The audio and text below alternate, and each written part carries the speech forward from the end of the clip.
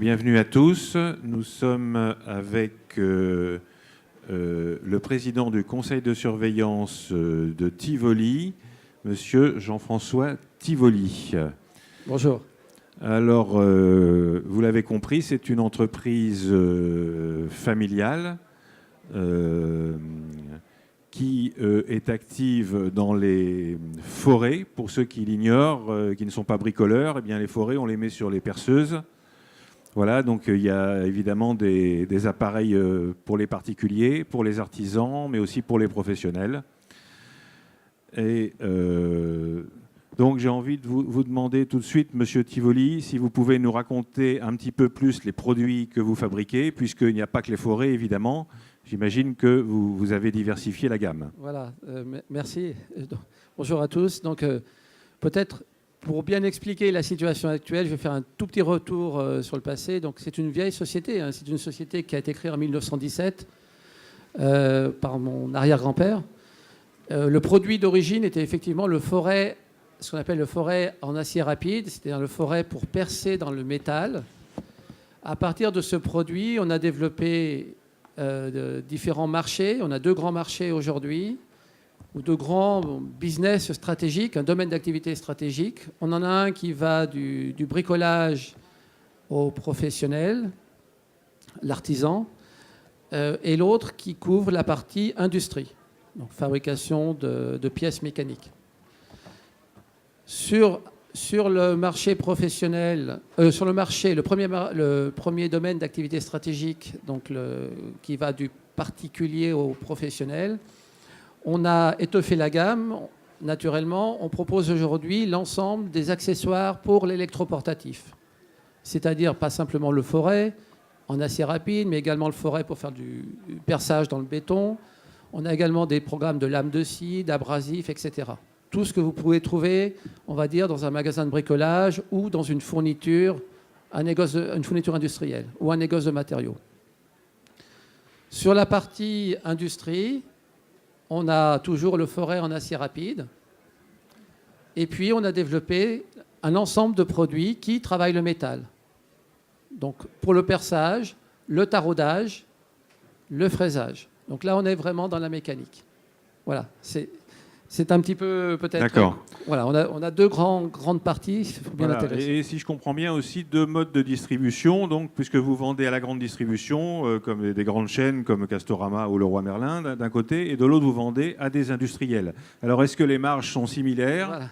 Voilà. Qu'est-ce qui est le plus important pour vous ? Voilà. Alors, c'est une question qu'on me pose très souvent. Donc, au niveau du groupe, déjà, les chiffres d'affaires sont relativement équilibrés. On est à peu près à 50-50 entre la partie distribution et la partie industrie. Concernant les marges, on pense souvent que les marges dans la grande distribution sont plus difficiles, mais en fait, chez nous, les marges sont relativement également équilibrées. Donc les deux marchés contribuent au résultat de façon à peu près équivalente. On ne peut pas faire de distinction à ce niveau-là. D'accord. Est-ce que vous pouvez nous parler un peu de la concurrence sur vos différents marchés, pour les différents produits ? Comment vous vous situez ? Alors, je crois qu'il y a Bosch en Allemagne qui est connu. Voilà. Dans la partie distribution, on a des grands concurrents, des sociétés internationales. Les plus connues sont Bosch, Stanley, qui regroupent un nombre important de marques, hein, mais c'est les deux principaux groupes. Et puis à côté de ça, on a des très petites sociétés. Or nous, dans ce domaine-là, on a une situation qui est assez intéressante parce qu'on a une position un peu intermédiaire. On n'a pas la taille d'un Bosch ou d'un Stanley, mais on a une position internationale, on pourra peut-être y revenir. On est implanté dans différents pays, et puis notamment en Chine et aux États-Unis. Ça nous donne un intérêt tout particulier pour la grande distribution qui a besoin d'un acteur global, mais relativement flexible, ce que l'on est capable d'être. Okay. On a cette caractéristique, à mon avis, d'être global et flexible, caractéristique qu'on ne retrouve pas forcément ailleurs. Ensuite, sur la partie mécanique, on a également des très gros concurrents et des très petits. Les très gros concurrents, pour n'en citer qu'un, par exemple, c'est le groupe Sandvik, un groupe suédois international. par rapport à ces groupes-là, il est clair que nous ne va pas avoir une attitude frontale, hein, on ne va pas mener une guerre frontale. On va plutôt développer des solutions spécifiques et, je dirais, un peu intelligentes. Et à ce niveau-là, on a toute notre, je dirais, on peut amener toute notre valeur ajoutée, notre connaissance sur le produit. D'accord. Alors, vous évoquez la Chine. Je crois que vous y avez vécu avec votre famille pendant plusieurs années. Quand même, vous parlez un peu le chinois. Voilà, je ne sais pas oui. si vous voulez nous faire une démonstration. Ouais, Mais ce serait intéressant de savoir exactement pourquoi vous êtes en Chine, qu'est-ce que vous y faites. Alors, la Chine, on y a été poussé en 2007 un petit peu par nos distributeurs qui nous incitaient à y aller. Et c'est vrai qu'en 2007, moi, je suis parti avec ma famille en Chine. Et depuis, je ne me suis pratiquement occupé que de la Chine. On est resté deux ans complètement en Chine. Et puis ensuite, on a voyagé entre Chine et Europe. Aujourd'hui, ça nous donne une force particulière également parce que on a développé tout un département de conception en Chine qui travaille avec notre marketing en Europe. Et donc, on a cette capacité à développer les produits très rapidement, hein, par un couplage Europe-Chine.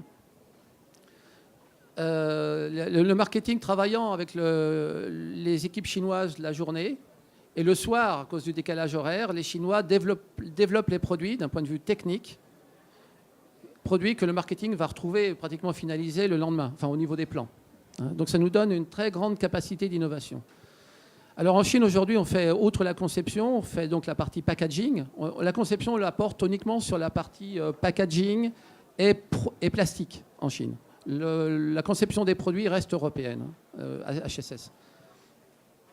Donc en Chine, on y fait donc conception, packaging, et aujourd'hui, on a des productions propres pour des marchés en contre-marque, c'est-à-dire à la marque de certains acteurs, confrères. Voilà.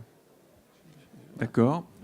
Alors, bon, puisque vous êtes une entreprise familiale, dans un secteur qu'on imagine un peu intense capitalistiquement, est-ce que vous pouvez nous parler un petit peu des investissements, des projets d'investissement et de la politique de distribution, puisque dans le bénéfice, il y a du dividende, mais il y a aussi des investissements. Voilà. Alors, bon, peut-être les investissements d'abord.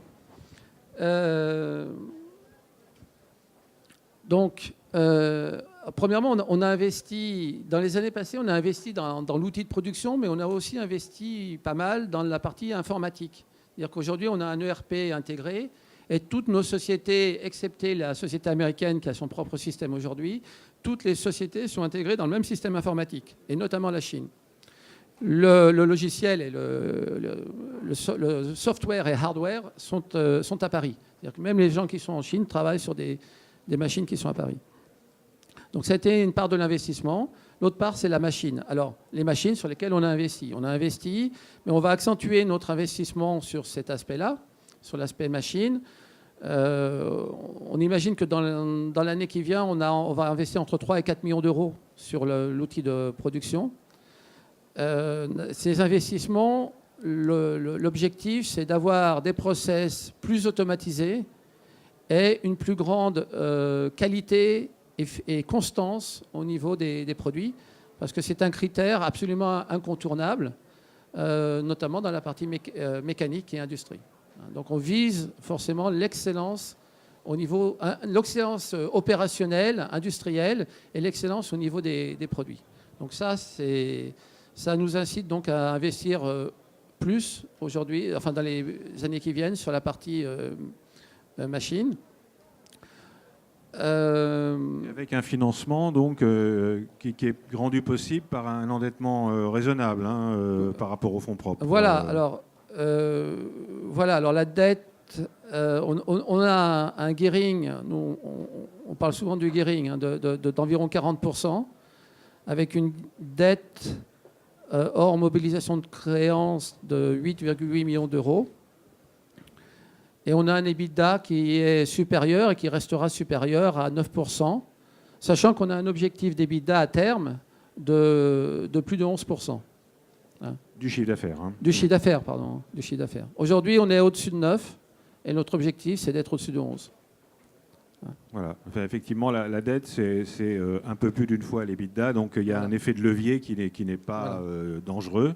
Voilà. Alors le dividende, puisque c'est quand même très important pour l'actionnaire. J'ai essayé de faire l'impasse, mais le dividende, on a versé 0,60 centimes d'euros cette année, ce qui représente environ 25% du résultat. Dans les années qui viennent, on va continuer à verser un dividende de cet ordre-là, peut-être un peu... Bon, après, c'est des décisions qui seront à prendre, mais notre politique, c'est de verser un dividende de cet ordre-là, peut-être un peu supérieur, on verra en fonction de la situation. Comment ? Monsieur ? Alors, comment vous calculez le rendement ? Non, je n'ai pas le chiffre par rapport au cours. Le dividende par rapport au cours. Alors, le problème, c'est un peu... Alors, le cours, sous les yeux, le cours a beaucoup augmenté cette année, hein, parce que entre janvier et aujourd'hui, il a fait plus 97%. Alors, le dividende, le dividende, il a été décidé à un moment donné, il a été versé... Le dividende suit le résultat, pas forcément le cours de bourse. Pas forcément le cours de bourse. Voilà. C'est normal. Voilà. Alors, l'action aujourd'hui coûte autour de 31,50. Donc, faire 1,8 alors Donc, ça va faire de l'ordre de 2%. 0,6 sur 31, donc vous multipliez par 3, ça fait 2%. Ouais. D'accord.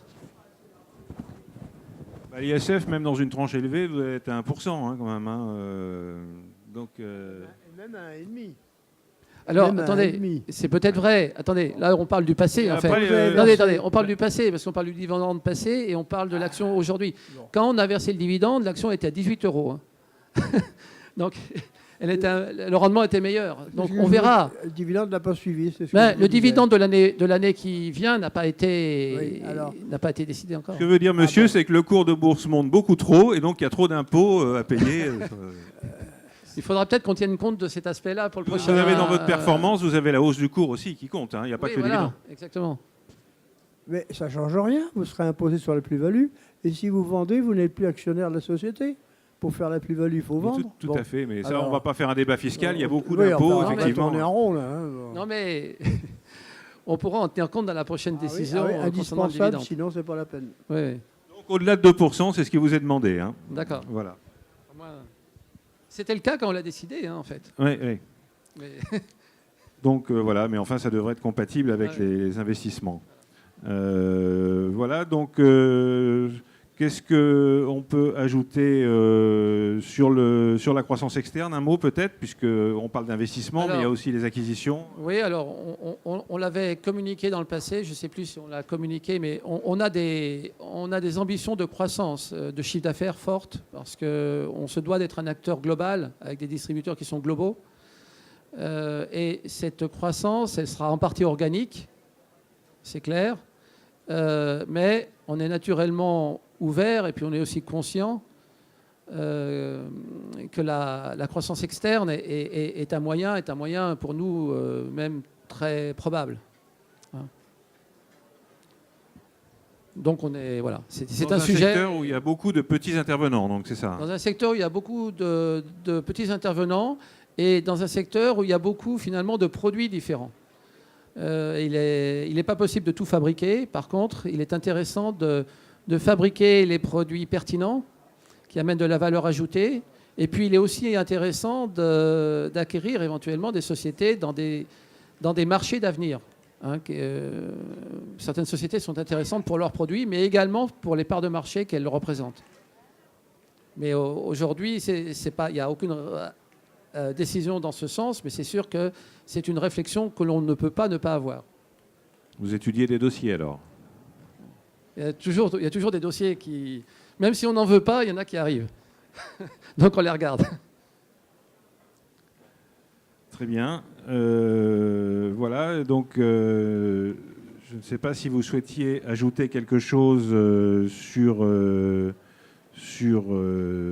peut-être sur les perspectives, pour terminer, puisque là, quand on achète une action, on achète les perspectives de croissance pour l'avenir, pour 2015 ou pour un moyen terme, et de marge. Donc sur la partie qu'on va dire la première partie, le premier marché qui correspond à la distribution finalement, essentiellement, je pense qu'on a des bonnes perspectives dans la mesure où, par notre positionnement mondial, on a intéressé de grandes centrales de distribution.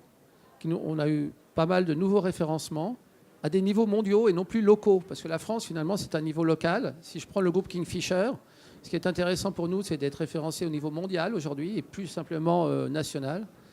Donc, je pense que c'est un mouvement. Alors, il peut toujours y avoir des surprises, mais je pense que c'est un mouvement qui est positif pour nous. On devrait, dans les années qui viennent, accompagner nos distributeurs sur un développement à l'international. Pour la partie mécanique, on est beaucoup axé aujourd'hui sur l'aéronautique. On base notre développement en grande partie dans l'aéronautique, que ce soit en France ou même en Chine, hein, où ils ont des gros programmes de développement. Et là aussi, je pense... Alors l'avantage de l'aéronautique, ce n'est pas notre seul marché. Hein. On a aussi un peu d'automobile et puis de la mécanique générale. Mais l'avantage de l'aéronautique, c'est la visibilité. Ils ont des programmes de développement sur 20 ans et ils savent à peu près ce qui va leur arriver sur les 10, 15 prochaines années. Donc là aussi, je pense qu'on a des perspectives qui sont relativement stables.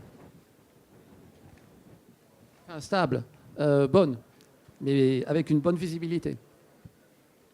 Parce que vos débouchés avec l'industrie, c'est en pourcentage, c'est principalement l'aéronautique, c'est ça? Ou comment ça se répartit Alors on a regardé effectivement, donc il y a l'aéronautique, alors je n'ai pas exactement les pourcentages en tête, mais je pourrais tenter de dire que l'aéronautique c'est de l'ordre de... Alors, parce qu'il y a une porosité, des fois c'est de l'aéronautique indirecte, mais on va dire que c'est entre 20 et 25% de notre chiffre dans la partie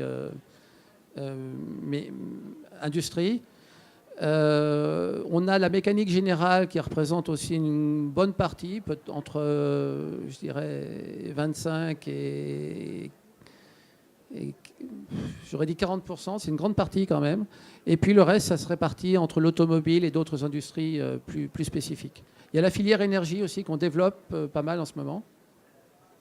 Par contre, l'aéronautique, ça c'est le pourcentage d'aujourd'hui, mais l'aéronautique, c'est je pense le marché qui doit se développer le plus dans les années qui viennent, pour nous. On a sorti de nouveaux catalogues justement à destination de cette filière aéronautique.